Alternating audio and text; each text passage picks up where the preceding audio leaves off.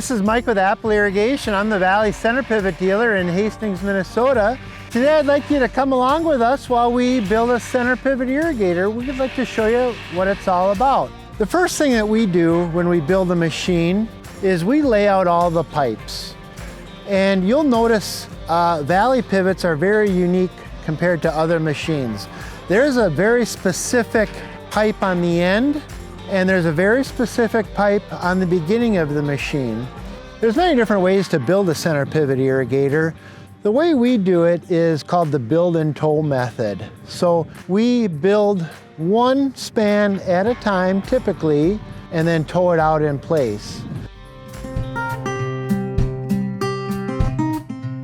Before we start the build process, we actually like to lay out all of the components in a particular order, and again, in such a way that we minimize the amount of steps. Gearboxes and base beams are all very, very close to where their final resting place is going to be. Gearboxes we like to pre-assemble. We will take the lug nuts out, we'll put the knuckles on, we'll have a hanger bolt installed, and we also pre-assemble our center drives as far as we can, and we pre-wire the motor drop cable into our tower boxes. One of the things we do at Apple Irrigation is we have a color-coded wrench and socket for every fastener on the irrigator. We don't want to waste time switching sockets on tools, so when we go to a different fastener size, we just simply grab a different tool.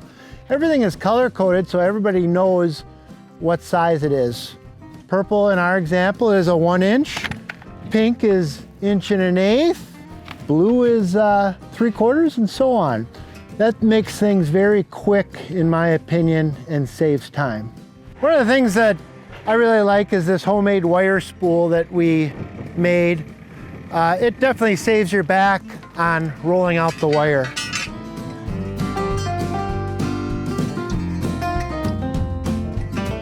A lot of guys use dollies to drag it across. We like to just use our telehandler to drag the next section of pipe across. We use these wooden blocks that we made to set the pipes on. It makes it a little bit easier to slide the pipes around. Next come the truss rods. On Valley machines, the truss rods are also very specific.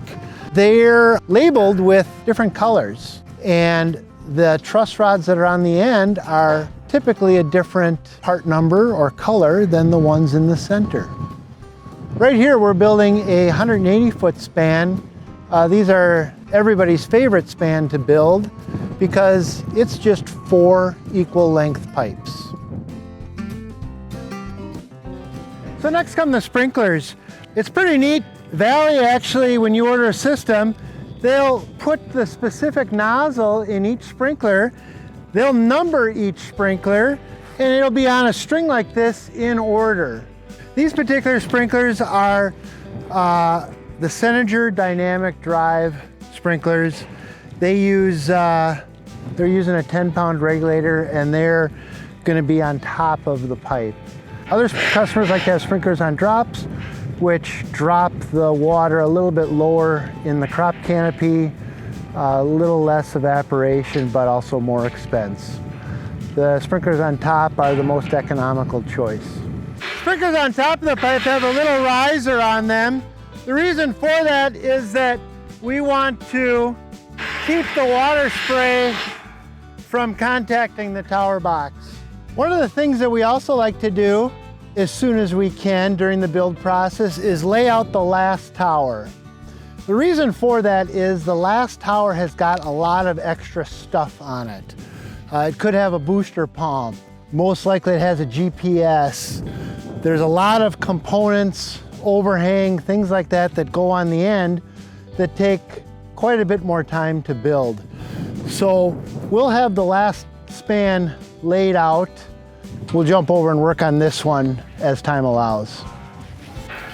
After the truss rod ends are installed, then we go ahead and we'll start bolting on the truss angles to the truss rods. Here's the Valley truss rod socket that I was talking about. It's a special plate that traps the ends of the rods. Here it holds the truss angles and the truss rods all together with this unique plate. Other competitor machines just use a single bolt here to hold up the span. We feel this is a much stronger arrangement. Incidentally, you also note that the bottom truss angles, we face the same direction on the entire span. It's not necessary, but it looks good, and we take pride in what we do. The span cable is what powers the irrigator, and when we install a machine, we make a nice little loop above the flange so that the span cable can never contact and rub on the flange.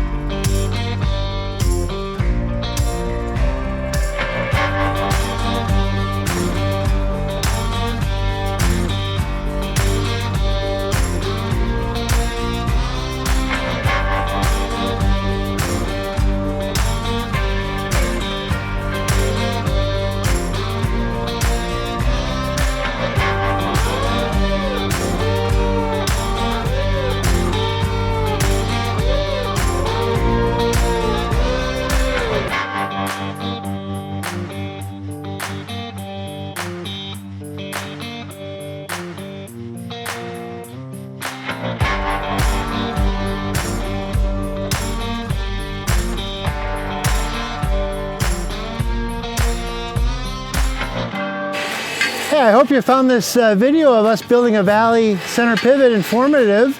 And if you're in western Wisconsin, southern Minnesota, or Iowa, and you're in need of center pivot parts and service, hey, feel free to reach out to us. We work on all brands of pivots, and we'll be happy to work on yours. Thanks for watching.